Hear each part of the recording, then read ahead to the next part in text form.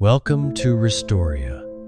I'm Edward, and this is your quiet place for gentle bedtime stories. Get comfortable, take a breath, and let the story ease you into sleep. The Long Way Round. Her name was Lena, and she had been traveling for 83 days. Not in any hurry. That was the thing people back home never quite understood when she tried to explain it later. The vessel she was aboard, the Meridian, moved at a pace that felt less like travel and more like drifting. Less like going somewhere and more like being somewhere that happened to be moving. Beneath her feet, beneath the seat, beneath everything, the ship hummed a low, constant vibration that she had long since stopped hearing as sound and felt instead the way you feel a deep note through the floor of a room. The stars outside the observation window did not rush past. They did not streak or blur. They sat, fixed and quiet, in the exact positions they had always held, and it was only by watching very carefully over many hours that you could tell the ship was moving at all. Lena had grown to love that. She was not the only person aboard the Meridian. There was Thomas, who handled the navigation systems and spent most of his off hours reading novels he had downloaded before departure and never seemed to finish. There was Rosa, who was the mission's chief scientist and who kept a small pot of dried lavender on her workstation because she said the smell helped her concentrate. And there was Lena herself, whose official title was something long and technical, but who thought of her job simply as listening. She monitored signals. She tracked frequencies. She sat with her headset on in the quiet of the communications bay and listened to the space between things. Most of the time, there was nothing to hear. That was fine. That was expected. The mission had been designed for patience, and the three of them had known before they left that the journey itself would be the largest part of it.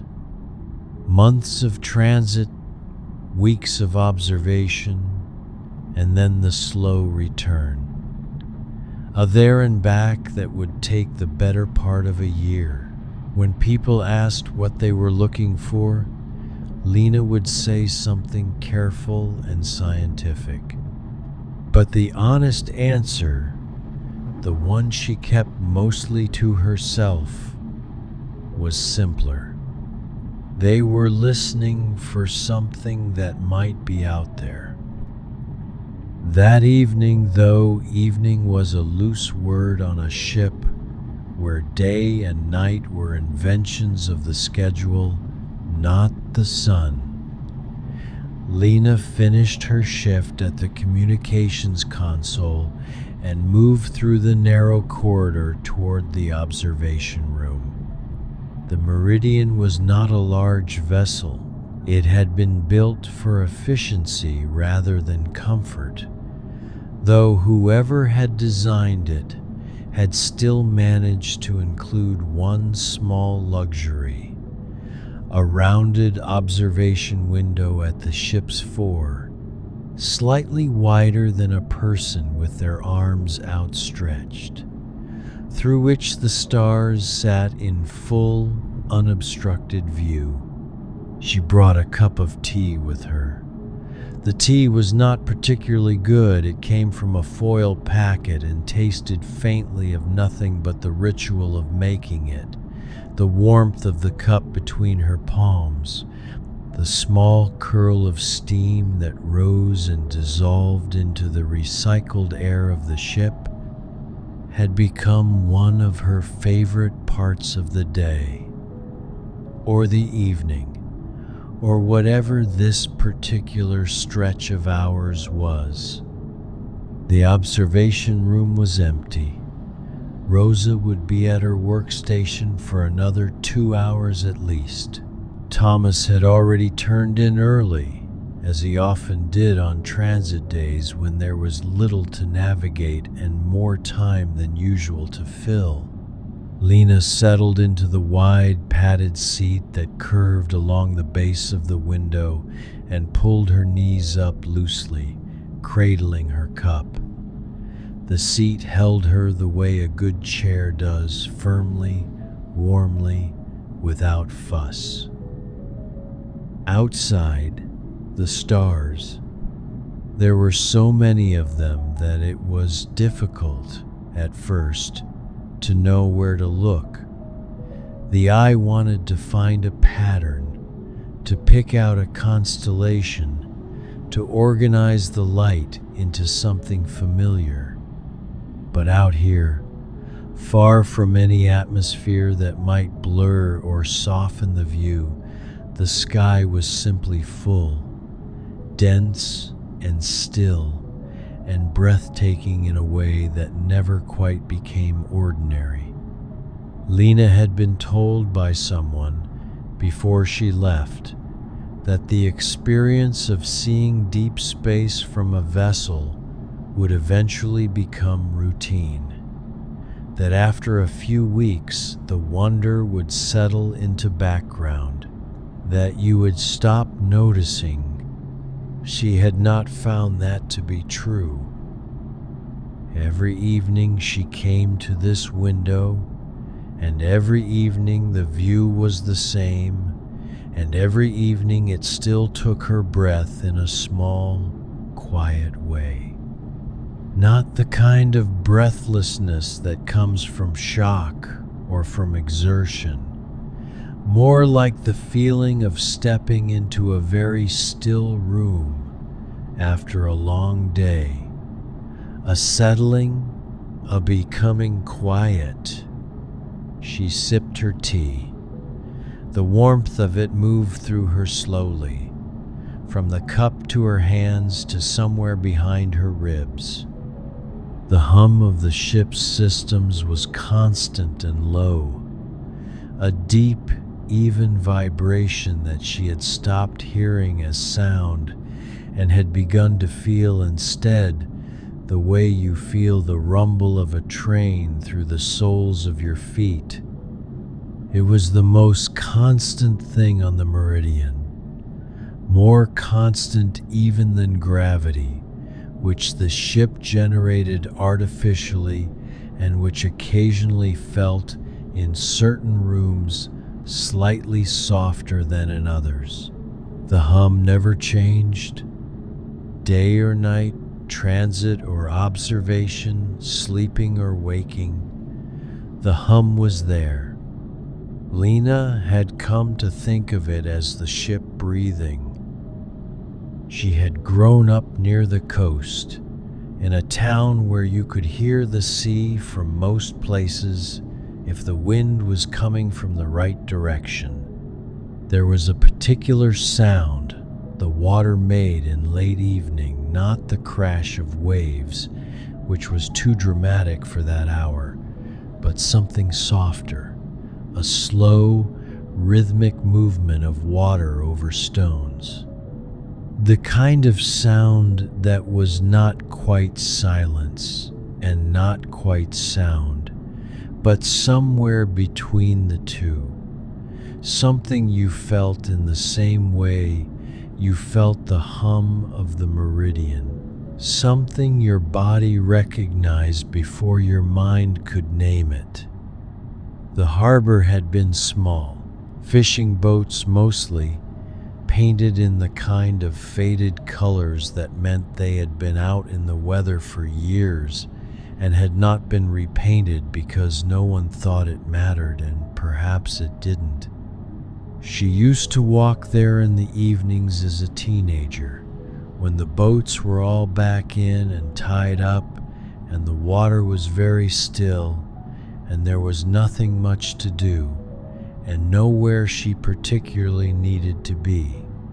She would sit on the stone wall at the edge of the jetty and let her feet hang over the water and watch the reflection of whatever lights were on in the buildings across the harbor.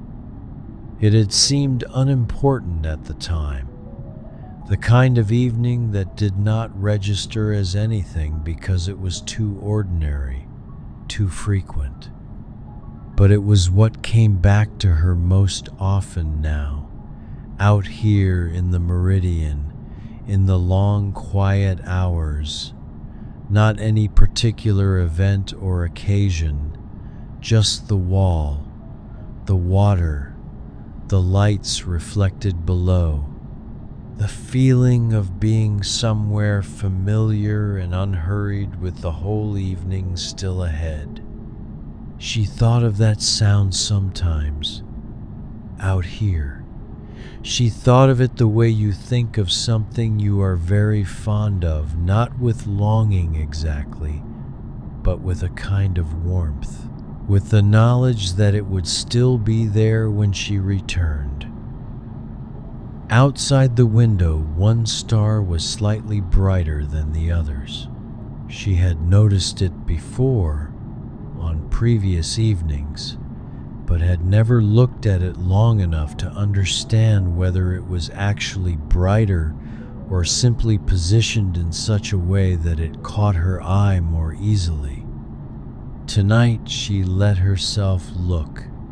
She tracked it with her gaze without moving her head, the way you watch an ember cool in a dying fire, patient, unhurried, happy to simply observe.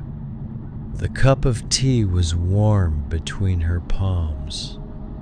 She breathed out slowly, and the small star held its place in the window, fixed and quiet. Thomas appeared at the door of the observation room in his off-duty clothes, a worn gray shirt and loose trousers, his hair still slightly damp from the shower. He had the look of a man who had tried to sleep and found it unwilling to come. Lena had seen that look before. It was a common one on long transits. "Couldn't settle," he said. "Not a question." "I'm not trying to," she said. "Come in." He lowered himself into the other seat, the one that curved to the right side of the window, and looked out. For a while, neither of them said anything. That was one of the things Lena had appreciated most about Thomas over the 83 days they had been traveling together. He was comfortable with quiet in the way that some people are comfortable with water naturally, without effort, as if it were simply the element he moved through best. "Do you ever think about what it's like," he said eventually, "to be that far away?" She knew what he meant. Not the distance they had already covered, but the distance still ahead, the place they were moving toward. The region of space where the readings had come from, soft and irregular and strange enough to be worth investigating. Not a signal, exactly, more like a texture, a quality of the frequencies in that region that was different from the regions around it. Rosa had tried to explain it using equations.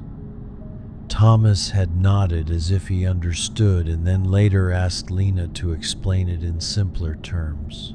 She had said, "It's like how a room sounds different when someone is in it, even before they speak." "I think about it every day," she said. He nodded. Outside the window, the stars sat exactly where they always were. "My daughter sent a message today," he said. "She wanted to know if I could see her from where I was, if I could find our son." Lena smiled. "Could you?" I told her I could. He paused. "I couldn't, actually. Too much else in the way. But I told her it was the third one from the left and that I looked at it every morning."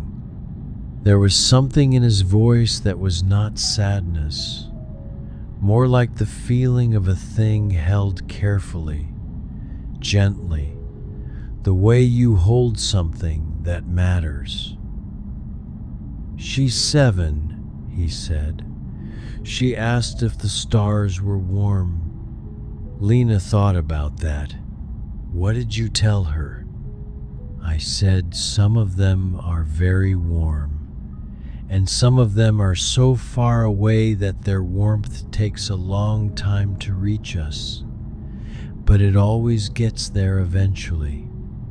The hum of the ship moved through the floor, through the seat, through the soles of Lena's feet and into the rest of her. Steady, even. The ship breathing in the dark. They sat for a while longer, the two of them, not talking. Lena finished her tea. The cup went cold, and she set it beside her and looked back at the stars. She found the slightly brighter one again, the one she had been watching earlier, and held it in her peripheral vision without focusing on it directly. It was easier to see it that way. Bright things sometimes reveal themselves best when you stop staring straight at them. Thomas fell asleep in his chair sometime in the next hour. She noticed by the changed quality of his breathing, slower, more open, the subtle shift that comes when a person's body finally lets go of the effort of being awake. She did not wake him. She sat with her feet tucked beneath her and the empty cup beside her and the stars outside the window and the hum beneath everything, and she let the evening pass. This was the part of the mission no one wrote about in the briefing documents, the quality of the hours between tasks. The way time moved differently out here, not faster or slower exactly, but more evenly, smoothed out. Back home there was always something pulling at the edge of attention, a noise from outside, a message waiting to be answered. The low-level background pressure of other people's schedules and needs. Out here there was only the ship and the three of them, and the hum and the stars. The days had a rhythm to them that was very simple, shifts and meals and sleep and the small variations that broke the routine without disrupting it. Thomas finishing a novel and starting another, Rosa completing one phase of her measurements and beginning the next, Lena logging a new frequency pattern, however slight, and noting it carefully before moving on. Small events, small progressions, the kind that gave each day its own small shape without demanding anything from the body. There was a heaviness to the evenings that she had come to welcome, the pleasant, earned weight of hours spent in quiet attention, the way her shoulders would soften when she finally left her station and moved down the corridor toward rest. She had thought that would feel limiting, had prepared herself, in her more anxious moments before departure, for the possibility of boredom. True boredom, the deep kind, not the mild restlessness of an ordinary afternoon, but the existential weight of too many identical days stretching in both directions without apparent end. It had not come. Or if it had touched the edges briefly in weeks 4 and 5, the hardest weeks, she had heard, on any long transit it had not stayed. It had moved through and passed the way weather passes, leaving the air clear behind it. Lena had not expected to find that restful. She had prepared herself for the loneliness of it. She had packed books and music and small objects from home. A smooth stone her mother had given her, worn down by years of being held, a photograph of the harbor near her childhood home, printed on paper rather than stored digitally, because paper had a weight to it that a screen did not. She had brought all of these things expecting to need them. She had needed them less than she thought. The books had been read. She had made her way through all of them by about day 50, slowly, one chapter at a time, saving the last few pages of each one as long as she could. The music she still returned to occasionally, in the evenings before her shift, letting it fill the small space of her cabin while she ate her meal from its sealed container. But even the music had become something she reached for less as the weeks passed, not because she had grown tired of it, more because the Meridian's own sounds had gradually become sufficient. The hum and the click and the low cycling of systems, a kind of music in its way. The photograph she had kept on the small shelf above her bunk, the harbor at home, printed on paper because paper had a weight to it that a screen did not. She looked at it each morning when she woke, not intensely, not with any particular effort of remembering, but the way you acknowledge something that is simply there and familiar. A glance, a small daily acknowledgement. It was enough. The stone was still in her pocket, smooth from her mother's hands, smooth from her own. She sometimes forgot it was there for long stretches, and then found it during a routine day and felt the solidity of it and was glad. The stillness out here had turned out to be its own kind of company, not empty stillness, not the absence of things. More like the presence of something very large and very patient that did not need to announce itself. The universe, she supposed, did not require her attention to continue existing. It had been getting along without her for a very long time. There was something deeply calming in that. Rosa knocked quietly on the doorframe at some point and looked in. She saw Thomas sleeping in his chair and raised an eyebrow at Lena, who shrugged gently. Rosa smiled and disappeared back down the corridor. A few minutes later, the smell of something warm and faintly herbal drifted through Rosa, making herself a late-night drink. The dried lavender from her workstation mingling with whatever she was brewing. The smell reached the observation room softly, briefly, and then was gone. Lena breathed it in while it lasted. She thought about the signal they were heading toward. Thought about it the way she always did when she let her mind go loose, not analytically, not with the careful precision she applied during her working hours, but more the way you think about something in the space before sleep, letting it move through without trying to hold it still. The readings had been odd, rhythmic in a way that was almost too regular, almost too deliberate, but not quite regular enough to be mechanical. Rosa had said it was almost certainly a natural phenomenon, an unusual one, but natural.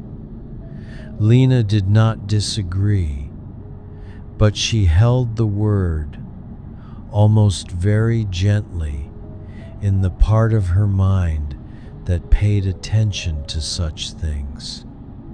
Almost certain was not the same as certain, and that small remaining space of possibility was where she liked to rest her imagination.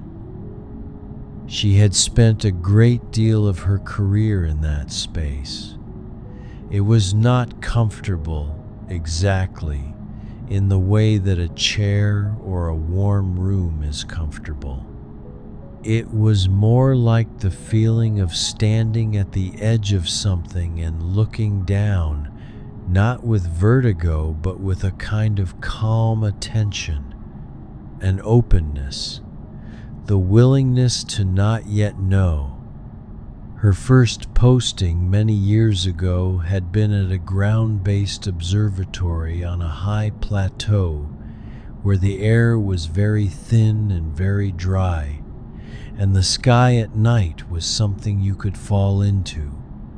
She had been 24 and had known almost nothing really, despite the years of study. The knowing came later. She had learned. The study built the framework, and then the years of actually sitting with the work filled it in, slowly, the way a mosaic fills in when you add one tile at a time without stepping back to see the whole.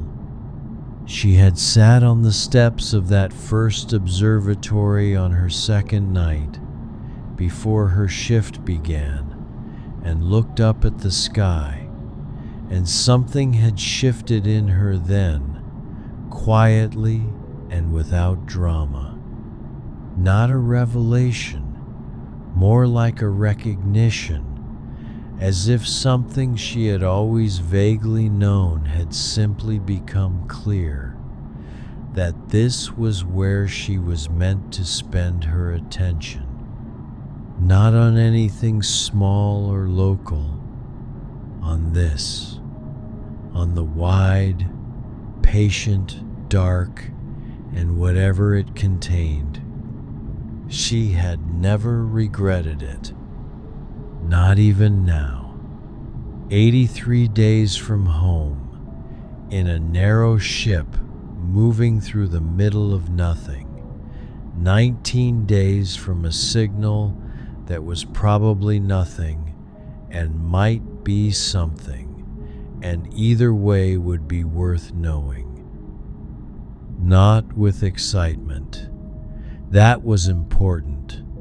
She had trained herself over many years of this kind of work to keep excitement at arm's length. Not because it was wrong to feel it, but because it clouded things, made you see patterns that weren't there, made you want something to be true badly enough that you started mistaking the wanting for the evidence.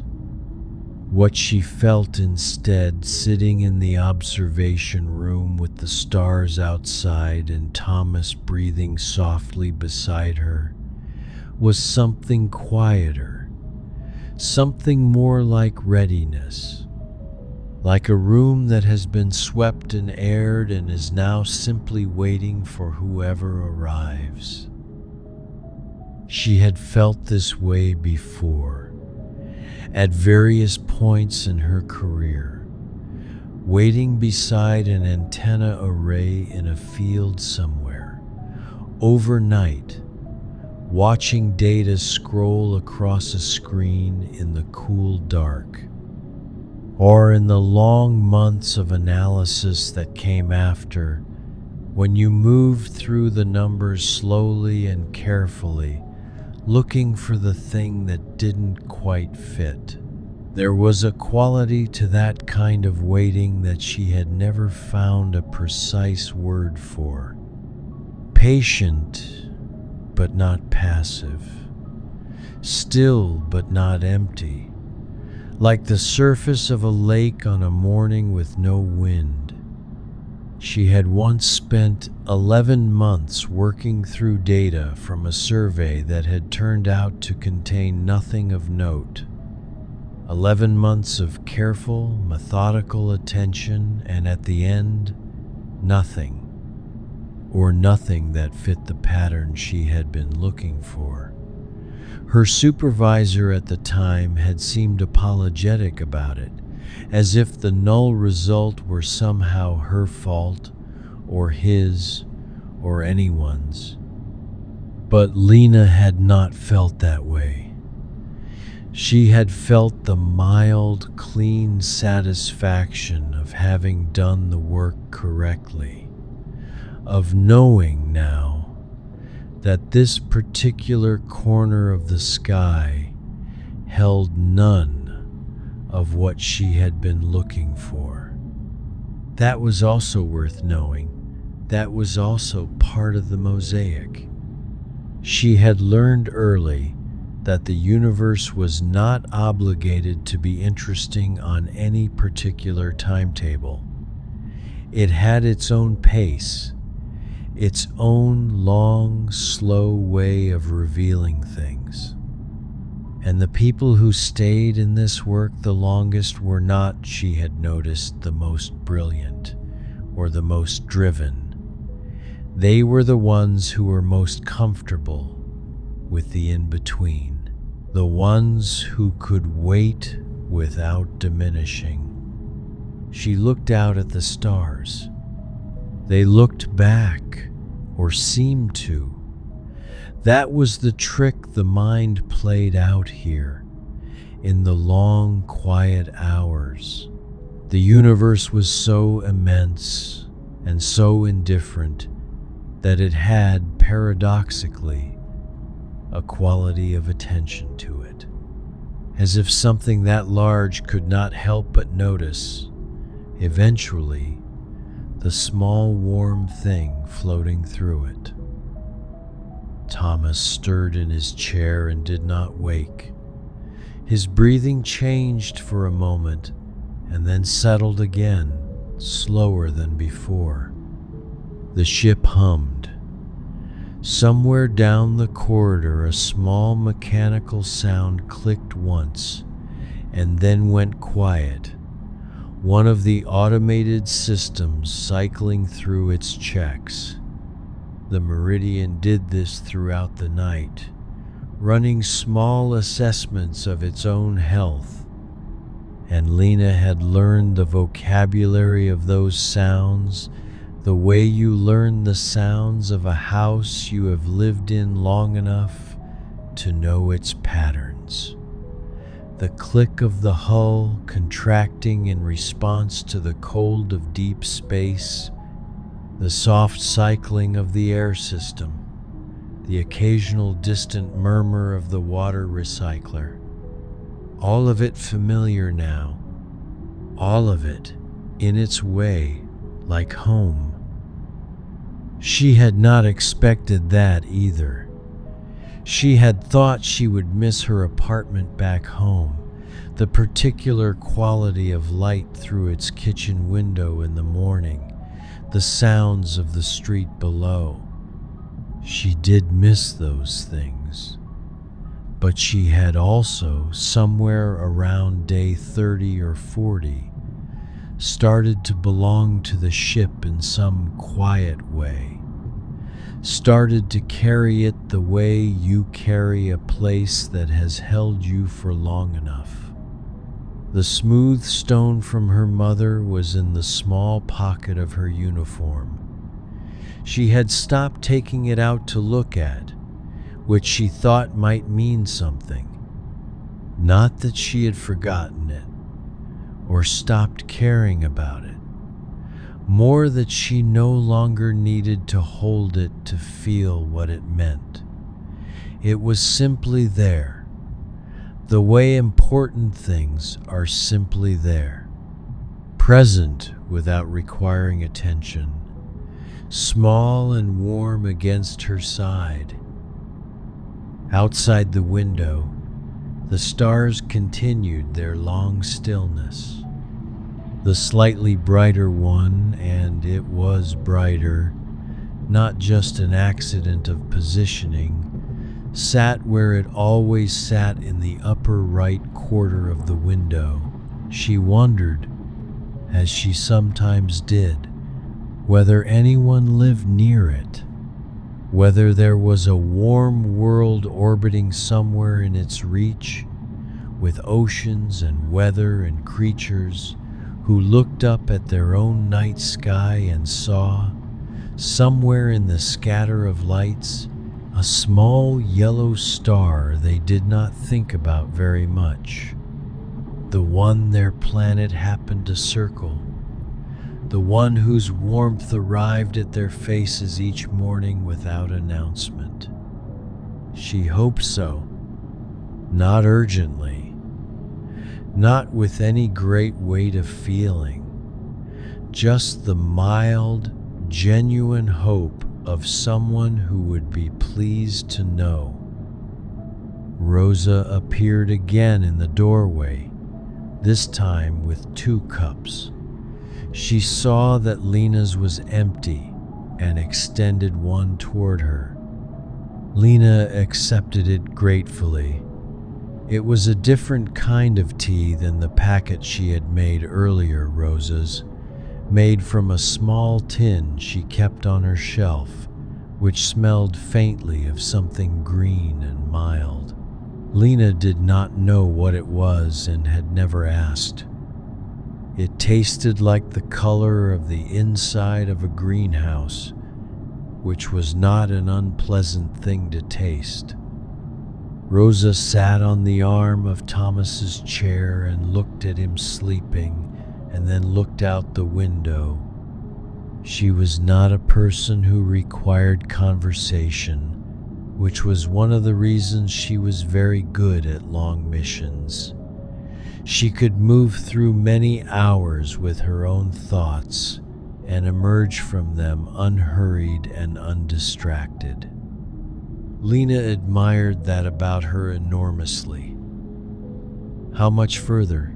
Lena asked. Rosa did not have to check anything. 19 days, roughly, give or take. 19 days.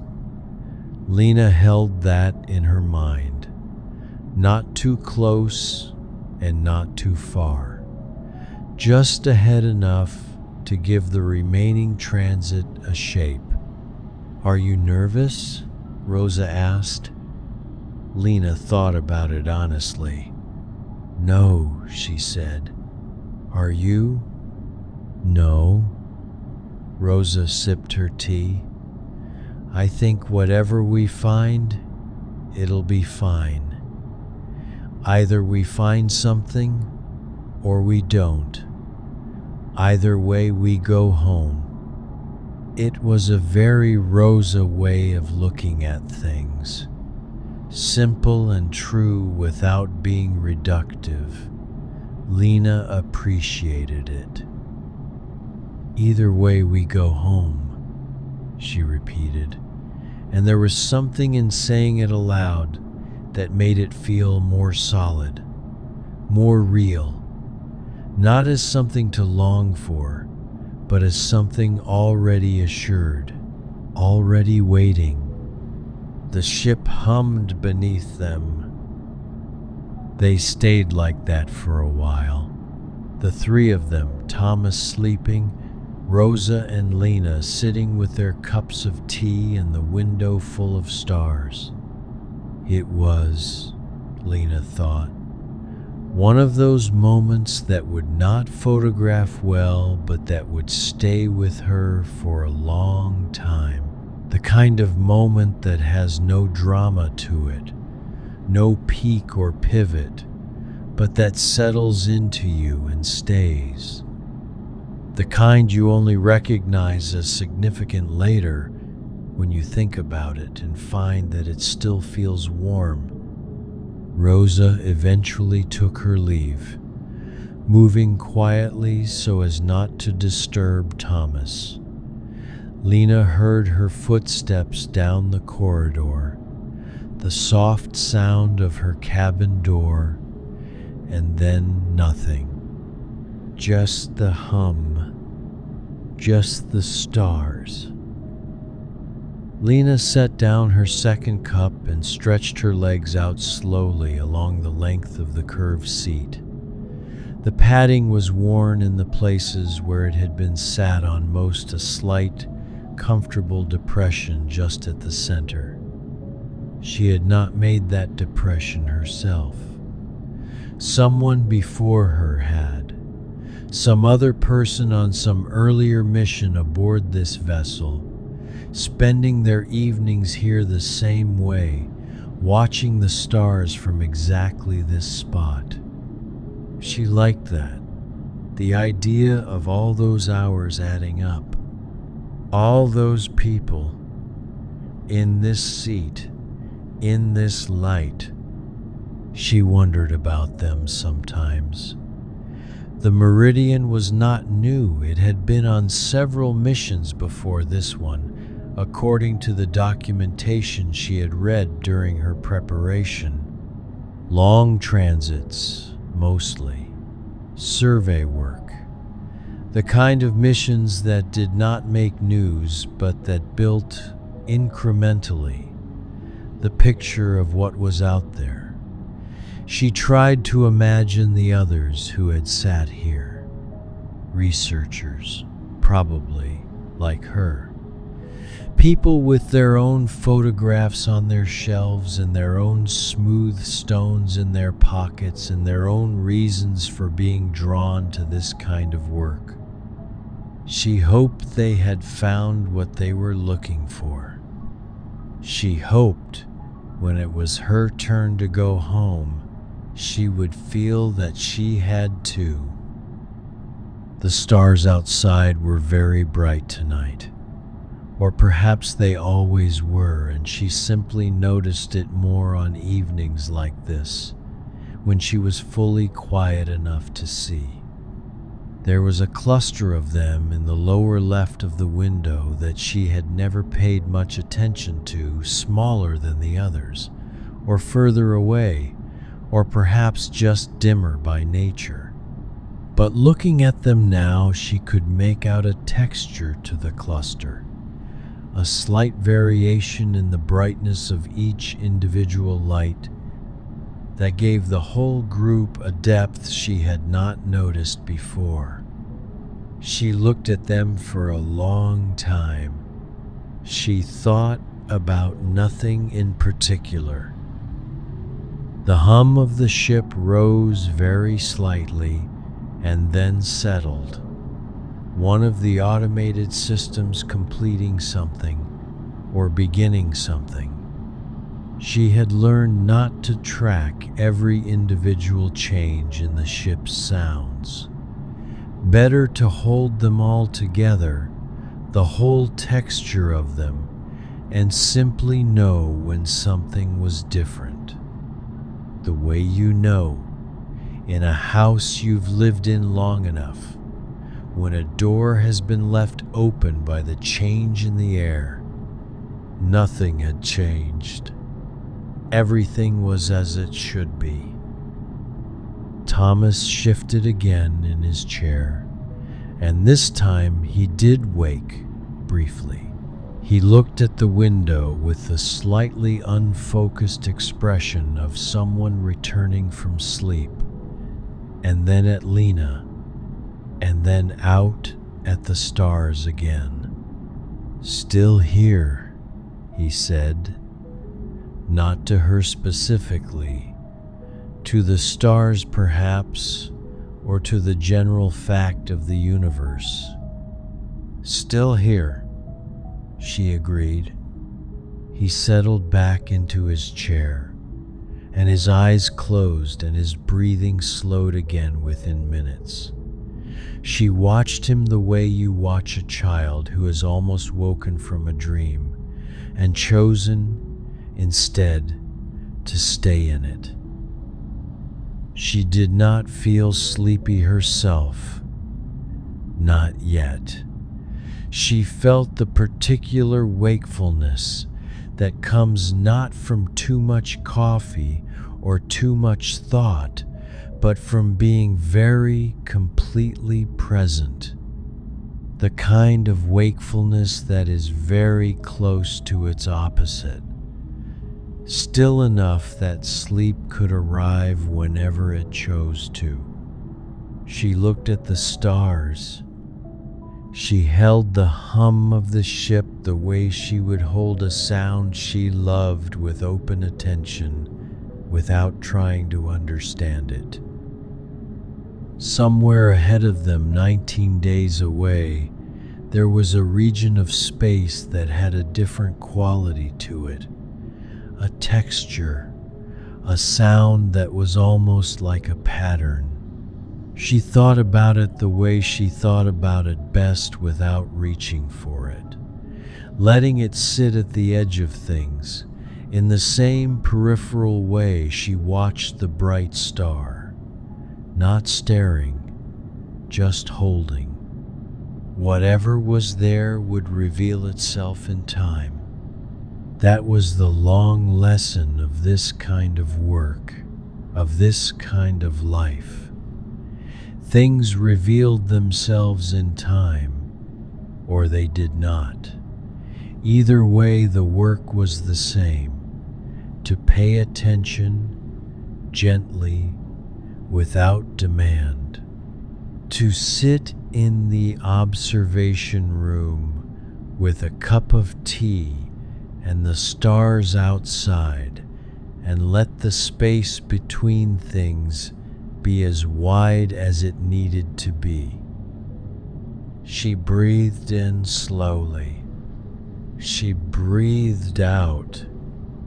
Outside, the stars held their places, the slightly brighter one in the upper right, the quiet cluster in the lower left, the vast scattered rest of them, stretching in every direction farther than her mind could honestly hold.